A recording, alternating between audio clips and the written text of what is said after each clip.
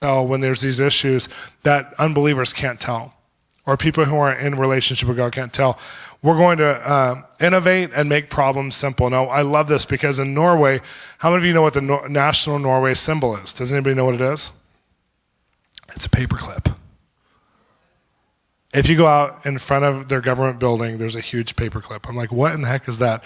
And I was meeting with one of the parliament members, and he said, oh, you don't know about this? And he told me the whole story. It was actually one of his relatives. And so he told me the whole story about when they were in a recession, they were in a time of great financial turmoil.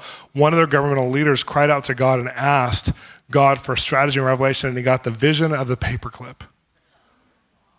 And it became a sustainable, that and some other office products that came after it, became a sustainer for the recession that caused them, because they were literally, in a place of desperation. It was the sustainer, and through his revelation, he got more political office, he got more involved, and it became their national symbol that we can do anything. It's a paperclip, but they made a complicated issue simple. How many of you have paperclips in your house or your office? How much did that one vision affect all of us? It made a complicated thing simple. We couldn't, if we didn't have a stapler, what do? We have to have a paperclip. I don't know, it's just, if you go to a legal office, there's like millions of piles of papers with paper clips. It's like everywhere there's paper clips, and God knew he'd bring that one invention to a Christian and what would happen.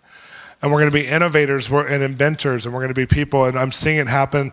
If you read Bill Johnson's book on Dreaming with God, he talks about some innovators and inventors. It's really beautiful. It's a beautiful prototype. And then we're going to engineer new creativity. So we're going to engineer new things. And I drive by the Imagineer building all the time on my way home from my daughter's school. And she's 3 years old, and she's believing that God's going to let her go there. The big at ABC Studios and Mickey Mouse, or Disneyland Studios, or Disney Studios, and there's the big wizard cap. I know that sounds bad, but we love Disney.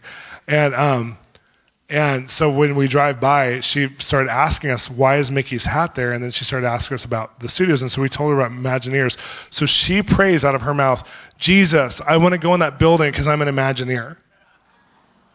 I explained to her it means to innovate creativity, and I explained it in like little kids' language, but I also use the big words. The last time she said, God, I want to innovate creativity. My 3-year-old. I'm like, you're powerful. We're going to bring spiritual resolution to medical issues, which means we'll bring real resolution. I believe that God's going to start giving dreams of the night to cancer research people, because I have a friend who had a dream of the night and has brought one issue of cancer treatment forward. There's people right now who are, I remember in the 90s when they started to use sound waves to break apart things like kidney stones and tumors. There's people now who are doing it on a much broader level because of revelation they got from God at the Cancer Research Institute in Seattle, where there's several Christians there who are believing for revelation to kill cancer in our generation and our lifetime. So this is the kind of stuff we're trying to access. I could keep going.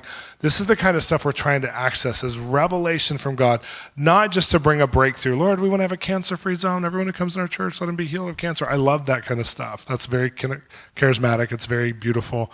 But what about God's heart, who hates cancer and has a strategy to destroy cancer, and has actually hidden in the world the ability to obliterate cancer, which is an enemy of God in the first place?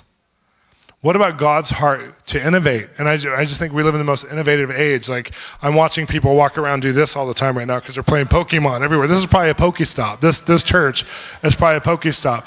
And people are playing Pokemon constantly, and I'm just laughing in the airport. I've ran into 3 people